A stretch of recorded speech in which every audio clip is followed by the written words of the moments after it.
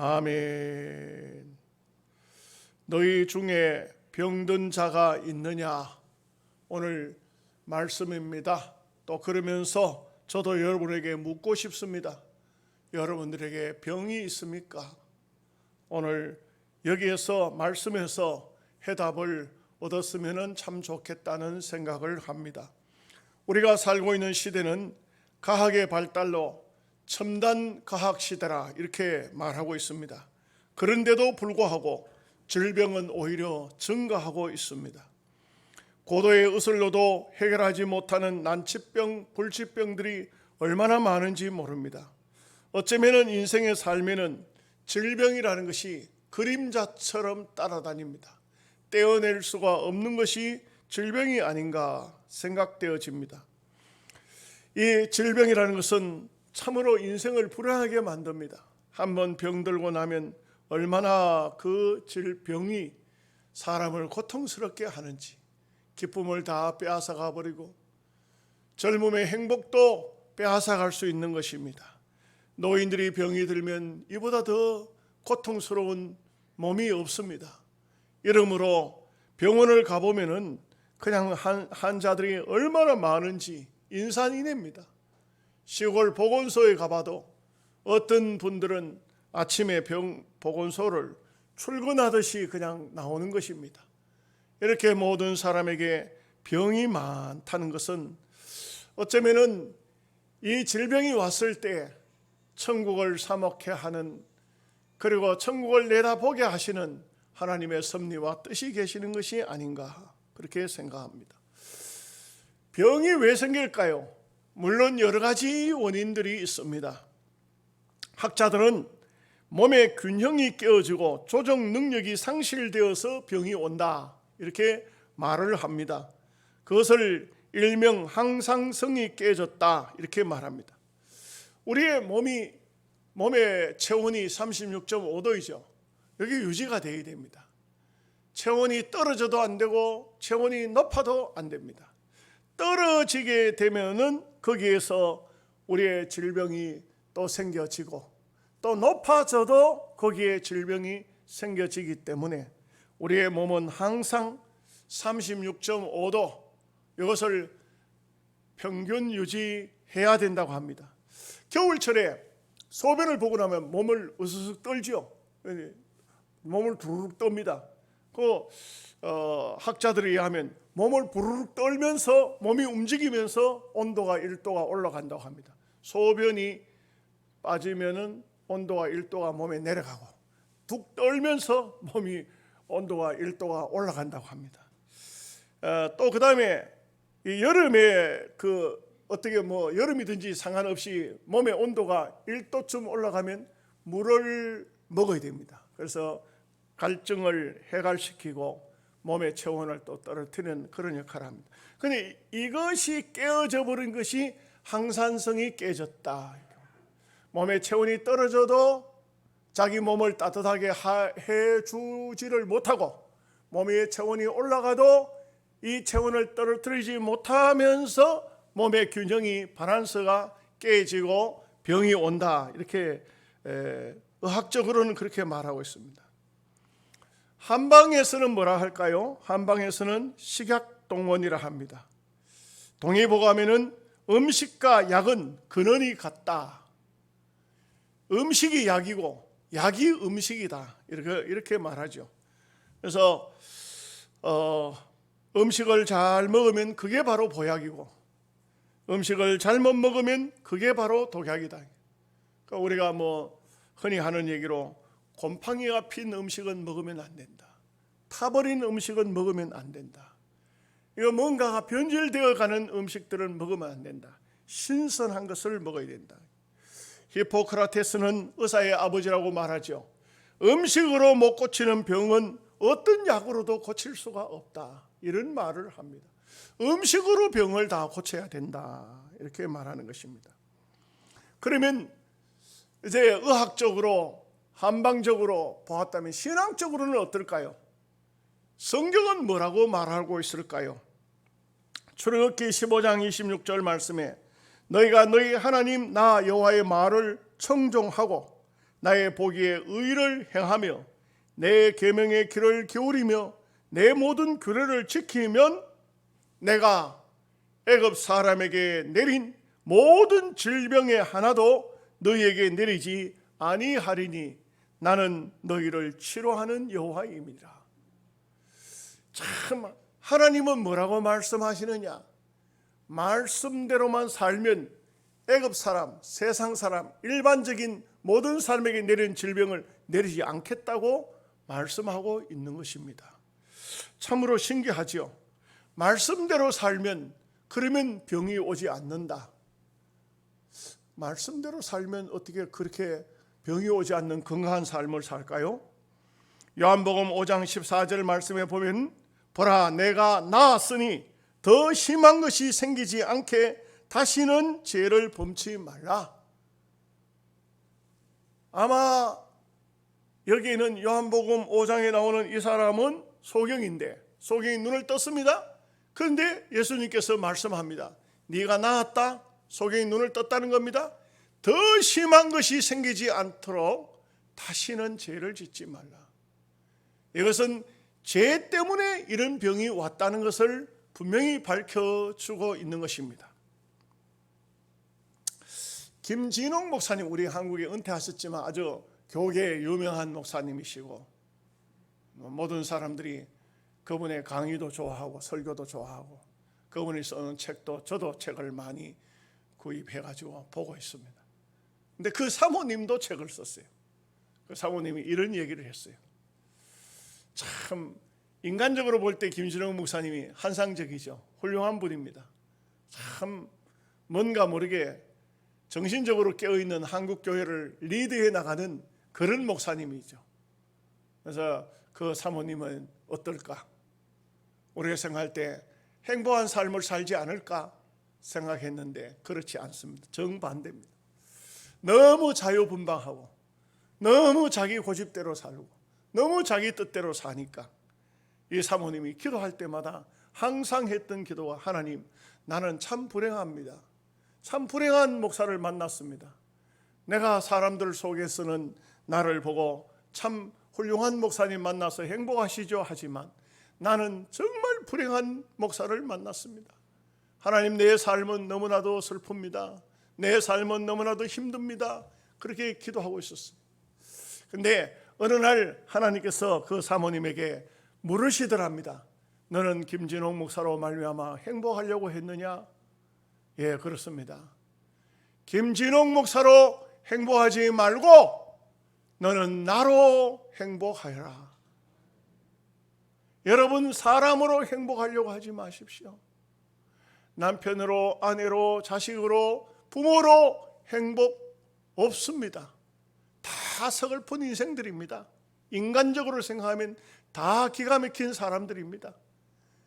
어떤 사람이 아주 남을 웃기는 사람이 있었는가 봅니다. 아주 외국의 이야기인데 이 사람이 우울증에 걸린 것입니다. 그래서 우울증을 잘 치료한다는 의사를 찾아갔습니다.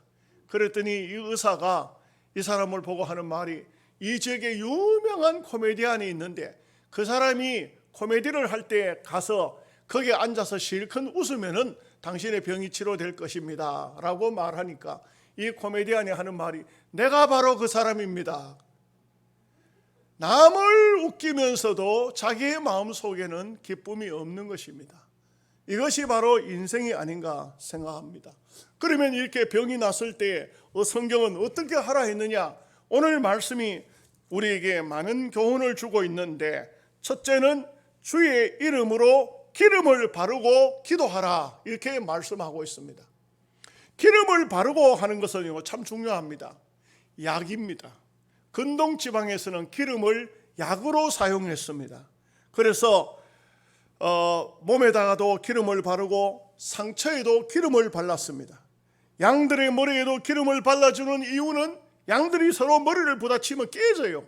거기에 기름을 발라놔야만 벌레가 쓸지 않습니다.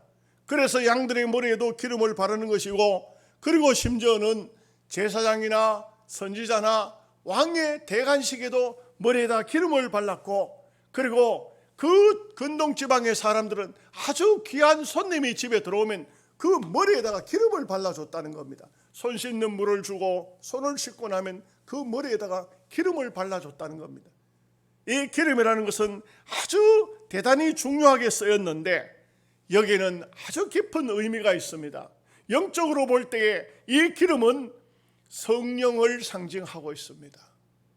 성령을 의지해서 기도하라 이 말씀입니다. 그럴 때에 이런 질병에서 노연할 수가 있다는 것입니다.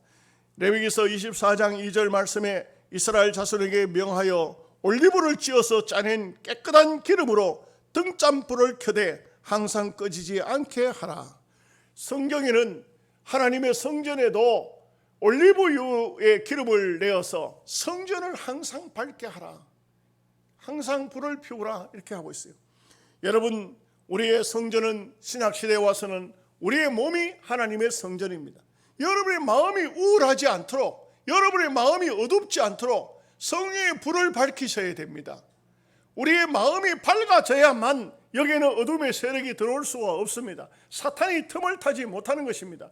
여러분, 어떤 누구 때문에라도 여러분의 마음이 어두워져서는 안 됩니다.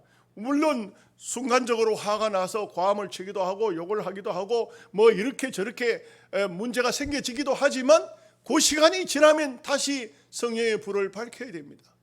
내 마음이 어두워지는 것은 하나님의 뜻이 아닌 것입니다. 시편 23편 5절 말씀에 이런 말씀이 나오죠. 주께서 내 원수의 목전에서 내게 상을 베푸시고 기름으로 내 머리에 바르셨으니 내 잔이 넘치나이다. 이거 다윗의 고백입니다. 다윗은 뭐냐? 다윗은 하나님이 내게 기름을 부어주심으로 나는 잔이 넘친다는, 이것은 감격적인 것을 말씀하고 있습니다. 신앙인은 하나님의 말씀을 대할 때에, 기도할 때에 은혜를 받으면 감격이 넘쳐야 됩니다. 맨날 육신적으로 찌들어가지고 육신의 삶 때문에 아이고 이거 언제 가난을 벗어나나, 언제 이 어려움을 벗어나나, 언제 이 고통을 벗어나나, 그렇게 하는 것은 하나님의 뜻이 아니라는 것입니다.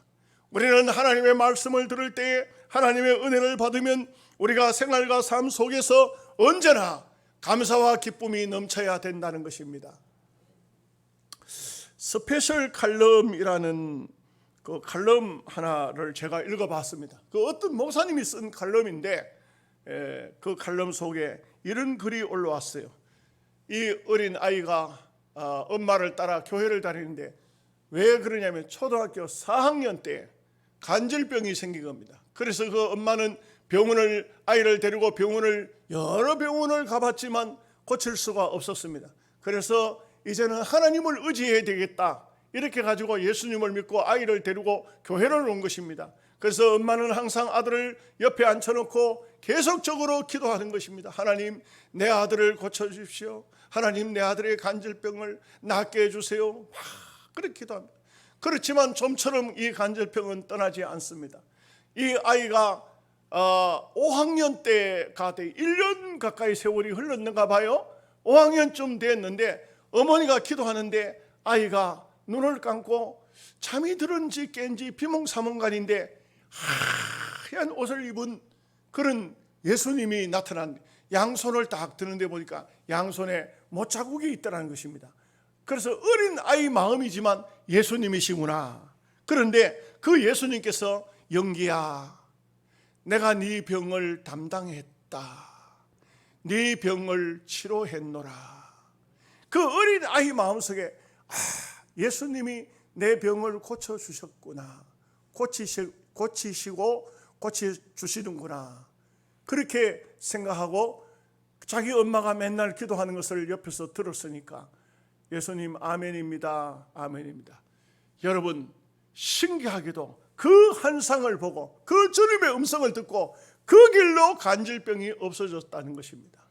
자기는 그 초등학교 5학년 때의 경험이지만 평생을 잊을 수 없는 것이 그때 그 순간 주님이 그 아이에게 기름을 부었다는 것입니다. 여러분, 기름 붓는다는 것은 이거 무슨 의미죠? 내 것이다 이 말입니다. 하나님께서 기름을 부을 때 내 것이다. 우리는 교회에서 임직식을 하면 장로, 장례주사, 목사 이렇게 임직을 하면은 기름 부음을 받는다 이렇게 말합니다. 성령의 기름 부음을 받는 것을 의미합니다. 그래서 주의 종들이 전부 손을 얹어서 안수기도를 하는데 이것은 바로 성령의 기름 부음을 받는다는 의미가 되는 것입니다. 대구에서는 어떤 웃기는 목사가 있더라고요. 교인들이 아프다고 하면은 기름을 가져오라고 그랬대요. 그래가지고는 목사님 무슨 기름을 가져갈까요? 기름 없으면 참기름을 가져오든지 들기름을 가져오든지 기름을 무슨 기름이든지 가져오라고. 그래 가지고 오면 그 기름을 바르고 기도를 해가지고 이게 노예 소문이 나가지고 난리가 났어요. 그래가지고는 성경을 이상하게 해석하면 그렇게 되는 거예요. 그래서 노예에서는 당신 회개해라. 그렇지 않으면 면직하겠다. 그래가지고 이 사람이 그냥 회개를 했는지 안 했는지 모르지만 교회에서는 쫓겨났어요. 교회에서는 이상한 그런 기름이 아니에요. 지금 오늘날로 말하면 참기름, 들기름을 갖다가 바르고 기도하라는 말이 아니고 성령을 의지하라는 것입니다. 성령의 기름 부음을 받으라는 것입니다. 예수님도 성령의 기름 부음을 받으신 분이에요. 그렇기 때문에 우리는 성령을 의지하고 주님을 의지하고 기도해야 이 질병이 낫는다는 것을 성경은 말씀하고 있는 것입니다. 두 번째는 믿음의 기도는 병든 자를 구원하리라. 그렇게 오늘 15절에 보면은 말씀하고 있습니다. 제가 옛날에 오래전에 들었던 얘기인데 어느 교회에서 집사님 한 분이 아주 얼마나 주여 믿습니다를 잘하는지 별명이 믿음 집사랍니다. 얼마나 그냥 누가 무슨 말해도 아멘, 누가 뭐라고 그 믿음으로 하세요. 믿음으로 하면 됩니다. 이렇게 하니까 이 집사님 별명이 믿음 집사였어요. 어느 날 목사님이 신방을 가야 되는데 환자가 생겨서 당장 여전사를 불러서 가기도 급하고 하니까 교회 안에 보니까 그 믿음 집사님이 기도하고 있으니까 집사님 같이 좀 가자고 가서 환자를 위해서 좀 같이 좀 기도하자고. 그 환자는 급하게 지금 응급실로 가야 되는데 그런데 목사님이 기도하려고 생각하니까 믿음 집사님이 더 좋을 것 같아. 그래서 집사님이 기도하라고 그랬더니 그 집사님이 기도합니다. 하늘과 땅을 지으신 하나님, 우리를 속죄하기 위해서 독생자를 보내신 하나님, 예수님의 권능은 얼마나 큰지 물리를 걸으시고 그리고 파도와 바람을 잔잔케 하시고 죽은 자도 살려내신 하나님, 우리 이 아무개 시를 하나님께서 역사하여 주셔서 살려주실 줄로 믿습니다. 목사님이 생각할 때 믿음 집사님이 역시 달라. 정말 훌륭한 믿음이구만. 그렇게 하고 그 환자 응급실로 보내고 목사님이 그 여집사님하고 돌아오는데 모래위를 차를 타고 이렇게 모래위를 돌아오는데 그 여집사님 하는 말이 목사님 아무래도 그 사람 죽겠지요. 여러분 저는 참 그게 한국교회의 현실인 것 같아요. 그렇게 믿습니다를 외쳤는데 실제적으로 마음에는 입술에만 믿음이 있었지 마음에는 믿음이 있었는가 막 그겁니다. 김윤정이라는 CNM에 그 봉사하고 있는 집사님의 간증이 올라와 있어요. 그래서 제가 그 간증을 읽어봤는데 그분은 부부간의 관계가 별로 안 좋았던 것 같아요. 남편에 대한 원망이 마음속에 많았던 것 같아요. 그런데 어느 날 갑자기 음식을 먹는데 음식이 씹는데 이상하게 옆으로 자꾸 흐르는 겁니다. 그게 왜 이러나? 그래서 얼른 거울을 갖다 놓고 얼굴을 쳐다보니까 이 한쪽 턱이 옆으로 내려오면서 입술이 약간 삐뚤어져 있는 것입니다. 와사증이 온 것이죠. 이거 왜 이러나? 얼굴을 보니까 눈도 약간 돌아갔고 감기지를 않고 입은 옆으로 돌아갔고 음식을 씹어도 음식이 잘 씹혀지지를 않고 자꾸 입술을 옆으로 음식이 새고 큰일 났구나. 내가 어쩌다 내 얼굴에 이런 병이 이런 게 왔나. 온 몸이 그냥 차가워지면서 냉하고 그리고 문제가 온 것을 알았습니다. 남편에게 연락을 하고 남편도 얼른 병원을 가라고 내가 지금 나갈 입장은 아니라고. 아마 좋은 직장도 아니었던 것 같아요. 어떻게 나올 수도 없는 입장이고 병원을 가라고. 병원을 가서 MRI를 1시간 넘게 찍었답니다. 그렇게 하고 난 다음에 의사 앞에 앉았는데 의사는 너무나 기가 막힌 소리를 합니다. 내가 볼 때 당신은 정상으로 돌아오기는 틀린 것 같습니다.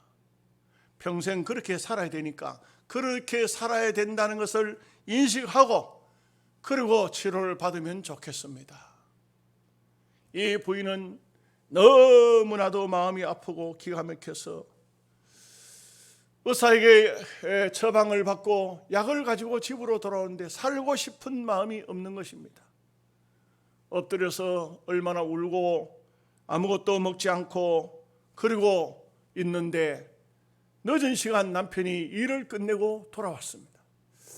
남편과 관계는 별로 좋지 않았습니다. 그런데 그 남편의 손에는 닭을 한 마리 가지고 왔습니다. 닭가슴살 그걸 가지고 왔습니다. 그걸 가지고 와서 그 남편이 닭죽을 끓이는 것입니다. 근데 이 닭죽은 사실 그런 와서증에 걸린 사람에게 먹으면 안 돼요. 근데 뭐 알지도 못하니까 서로 그 닭죽을 끓였습니다. 남편은 생전 부엌에 들어가지도 않는 사람이지만 부인을 위해서 이 죽을 끓여서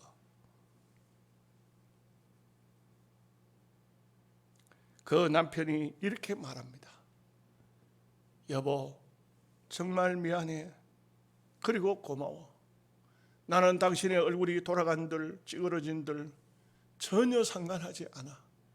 고쳐지면 더욱 좋겠지만 안 고쳐져도 나는 당신한테 미안한 빚이 있어. 너무 고마워. 내가 이제부터는 당신을 보살펴 줄게. 그렇게 하면서 등을 두드려 주는데 이 부인이 그 닭죽을 앞에 놓고 평생 처음으로 남편의 따뜻한 사랑을 깨달았다는 것입니다. 그리고 그 마음속에 이런 마음을 가졌습니다. 하나님, 저 사람이 원래 사랑을 표현할 줄을 몰라서 그렇지, 하나님, 이제 보니까 그 마음에는 진짜 나를 사랑하는 사랑이 있습니다. 마음에 그 억눌렸던 모든 감정들이 사라지기 시작하면서 감사가 떠오르기 시작하더랍니다. 그 며칠 동안 남편이 계속해서 부인을 보살펴 주는데 부인이 부엌에 들어가려고 해도 들어오지 마, 안 돼. 당신은 약 먹고 잘 치료해야 돼. 3일 만에 거울을 보는데 깜짝 놀랐습니다. 정상적으로 돌아온 것입니다. 어떻게, 이거는 말도 안 되는 얘기입니다. 도무지 의사가 진단해 볼 때 안 된다고 하는, 평생 그렇게 살아야 된다고 하는 그런 사람이 3일 동안에 감사의 기도를 하고 했더니, 남편에게 진심으로 감사했더니 얼굴이 정상으로 돌아왔다는 얘기인 것입니다. 그렇습니다. 우리가 땅 위에 사는 동안에 정말 원망할 일도 많고 불평스러운 일도 많고 얼마나 이 세상에는 우리를 힘들게 하는 일들이 많습니까? 그러나 알아야 되는 것은 우리의 삶은 하나님께서 감사하도록 하고 계시는 것입니다. 어떤 상황 속에서도 감사하라고 말씀하고 있습니다. 그리고 기도를 하되 입으로만 하는 것이 아니라 진정으로 믿음으로 기도해야 된다는 것입니다. 진심으로 믿음으로 기도할 때에 병이 치료가 되는 것입니다. 마가복음 9장 23절 말씀에 예수님께서 이르시되 할 수 있거든이 무슨 말이냐? 믿는 자에게는 능치 못할 일이 없느니라. 요한일서 5장 4절 말씀에 대저 하나님께로서 난 자마다 세상을 이기느니라. 세상을 이기는 이것이니 우리의 믿음이니라. 믿음으로만 세상을 이길 수 있다는 것입니다. 세 번째로 16절 말씀에 보면 서로 죄를 고백하며 병이 낫기를 기도하라. 병이 왔으면 병이 낫기를 위해서 반드시 기도해야 됩니다. 그냥 있으면 병이 낫는 것이 아니고 기도해야 되는데, 기도해야 되는 선제 조건이 뭐냐 하면은 죄를 고백하라. 이거는 하나님 앞에 회개하라 이런 뜻이에요. 이게 오늘날 와서 잘못된 경우도 저도 봤습니다. 어떤 우리 합동측 목사인데 유명한 사람입니다. 이분이 계속해서 교인들에게 이렇게 기도하는 겁니다. 내가 여러분을 위해서 기도해 주겠다. 마치 고해성사하는 것처럼 어떤 죄를 지은 사람은 일어서라. 그래가지고 어떤 죄를 지은 사람은 일어서라고 해가지고 자기가 이렇게 말을 해요. 저도 그 집회에 갈 때 교회 집사님들 데리고 갔는데 세상에 계명을 가지고 7계명을 범한 사람은 일어서라.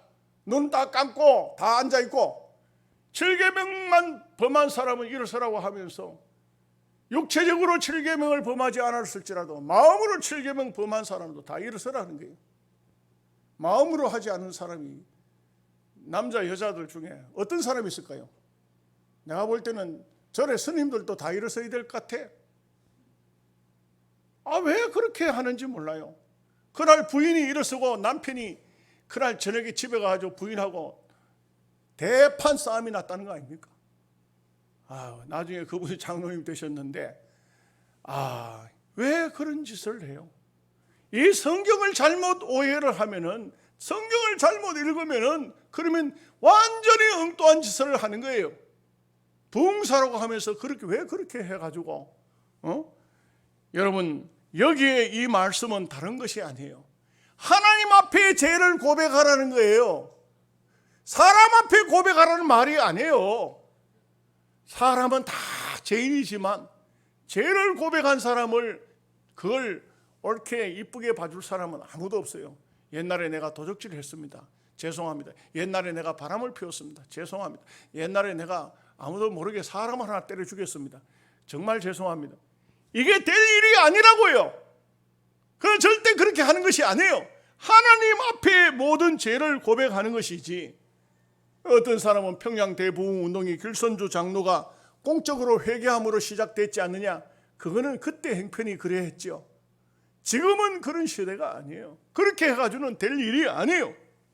그러므로 우리는 하나님 앞에 어떤 죄를 범했든지 간에 그 죄를 하나님 앞에 다 고해야 됩니다.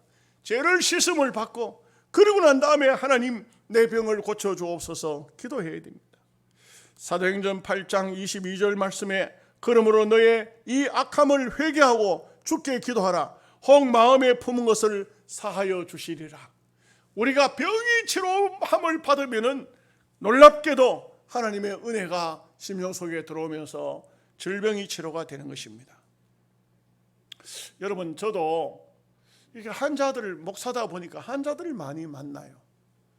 근데 암에 걸린 사람 제가 거의 질문을 해봐요. 질문을 해보면 거의 맞아요. 암에 걸린 사람 대체적으로 부인이 암에 걸렸으면 남편 탓이에요. 아주 남편이 이상한 짓을 하거든요. 엉뚱한 짓을 하거든요. 얼마나 열받고 스트레스 받습니까? 그런데 남편은 멀쩡해. 그 사람은 병 안 걸려요. 꼭 부인들이 암에 걸려. 그렇기 때문에 여러분 아셔야 됩니다. 죄를 짓고 이상한 행동을 하고 그 사람은 하나님께 다 맡겨버려야 돼요. 하나님이 알아서 하실 일이지 내가 간섭한다고 되는 일이 아니에요. 일일이 간섭을 하고 일일이 따라다니 안 됩니다. 그 사람은 더 건강해요. 나는 더 병들어요. 고칠 수 없는 질병까지 와요. 우리는요 오히려요 나 외에 1인칭이죠. 나 외에 다른 사람에 대해서는 다 무슨 짓을 하든 그거는 하나님과 계산할 일이고 나는 행복한 삶을 살 조건이 있다. 행복하게 살아야 될 이유가 있다. 왜? 하나님의 사람이니까. 우리는 하나님의 사람으로 살아야 됩니다. 이 땅에는 생각지 못할 그럴 참 죄인들이, 그런 악한 사람들이 많이 있습니다. 참 저도 목사지만 목회자들 중에도 너무 이상한 사람들 많이 있어요. 그럴 때마다 제가 그런 얘기를 합니다. 목사가 정말 깨끗하게 성장해서 목사가 된 사람도 있겠지만 대체적으로 보면은 아주 이상한 행동을 하던 사람이 하나님이 은혜를 주어서 예수를 믿으니까 그냥 믿어서는 안 되겠다 싶어서 주의 종이 되어야 되겠다고 신학교를 가고, 그래 목사가 되다 보니까 성격이 삐뚤어진 사람들이, 난폭한 사람들이 얼마나 많은지 모른다. 그러니까 제가 하는 말입니다. 제가 그런 어떤 어려움을 당한 사람들 그런 말을 합니다. 목사처럼 머저리 같은 놈이 목사가 되지 똑바른 사람 목사가 안 되니까 당신이 이해해라. 당신이 이해해라. 여러분, 어떻게 보면은 이 땅 위에는 참 은혜를 많이 받았기 때문에 주의 종이 되고 장로가 되고 교회 안의 직분자가 되지, 은혜 없이 되는 것이 아니지 않습니까? 그렇기 때문에 우리는요, 사람을 보고 신앙생활을 하면 판판히 실수할 수밖에 없어요. 안 되는 겁니다. 마태복음 7장 22절에서 23절 말씀에 그날에 많은 사람이 나더러 이르되 주여 주여 우리가 주의 이름으로 선지자 노릇을 하며 주의 이름으로 귀신을 쫓아내며 주의 이름으로 많은 권능을 행하지 아니하였나이까 하리니 그때에 내가 그들에게 밝히 말하되 내가 너희를 도무지 알지 못하니 불법을 행하는 자들아 내게서 떠나가라 하리라. 이 땅 위에는 수많은 주님의 이름으로 권능도 행하고 능력도 행하고 온갖 일을 하던 사람들이 주님 앞에 마지막 날 가서는 책망받을 사람도 없지 않아 있다는 얘기인 것입니다. 그렇기 때문에 우리는요, 항상 이런 마음을 품어야 됩니다. 지금 있는 것으로 만족하자. 여러분, 제가 설교 준비하면서 어떤 목사님이 글을 써놓은 것을 읽어봤는데, 평범한 가정이었답니다. 남편이 회사에 다니고 부인 자식들 잘 키우고, 근데 이 부인이 갑자기 어떤 마음이 들었냐면 자기 친구들은 남편이 돈도 잘 벌어가지고 좋은 차도 타고 막 하는데 자기 남편은 회사에 맨날 그렇게 살고 있는 삶이 너무 따분해 보이고 너무 남편이 시시해 보이고 너무 바보스러워 보여가지고 그때부터 남편을 들이볶은 겁니다. 당신은 어떻게 그렇게 능력이 없냐고, 대학도 좋은 대학 나와가지고 어떻게 그렇게 안 되냐고. 그래 남편을 볶으니까 남편이 그러면 어떻게 하면 되겠냐, 당신도 한번 사업체를 한번 운영해보라고. 그래 자기가 다니던 회사를, 멀쩡한 회사를 그냥 두고 벤처기업을 한 거예요. 벤처기업을 했는데 이게 맞아 떨어진 거예요. 자기가 배운 기술도 있고 능력도 있고 하니까 벤처기업을 하니까 회사가 얼마나 작은 회사지만 얼마나 돈을 잘 버는 겁니다. 좋은 자가용도 사고 좋은 집도 사고 이래 했는데, 근데 어느 날 이 부인이 목사님을 찾아, 목사님 큰일 났습니다. 왜 그러냐, 남편에게 여자가 생겼습니다. 너무 기가 막힌 거죠.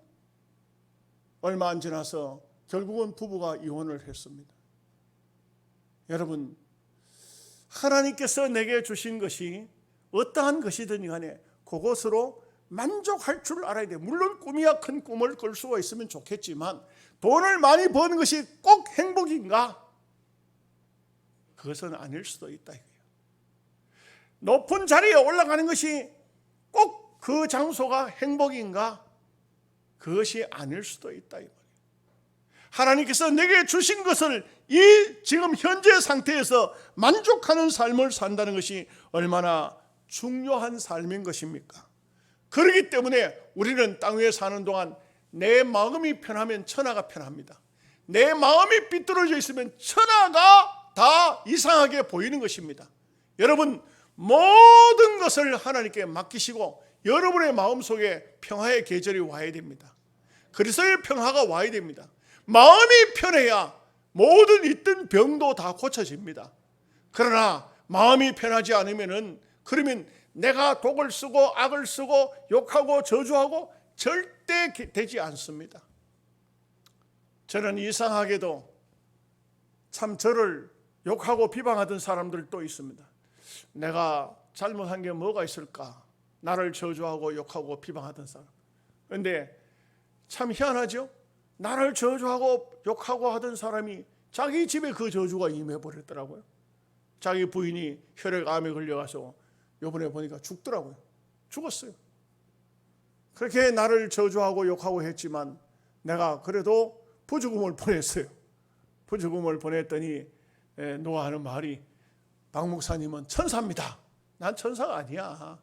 그 사람이 살다가 보면 서로 욕하고 비방하고 할 수도 있겠지만, 그러나 사람이 죽고 나면 위로해야 되는 것이 바로 우리 한국 동양적인 풍습이야. 이게 맞는 거야. 여러분, 우리가 기왕이면 짧은 인생 살면서 서로 축복하고 서로 격려하고 서로 위로하면서 살아야 됩니다. 절대 어떤 경우라도 남을 저주하지 마십시오. 남을 저주하는 그 저주가 그 사람에게 임하지 않습니다. 내게로 올 수도 있습니다. 그렇기 때문에 우리는 어떤 경우라도 축복하면서 사십시오. 그렇게 삶으로 여러분의 삶이 복된 삶이 되시기를 주님의 이름으로 축복합니다. 아멘. 기도하겠습니다.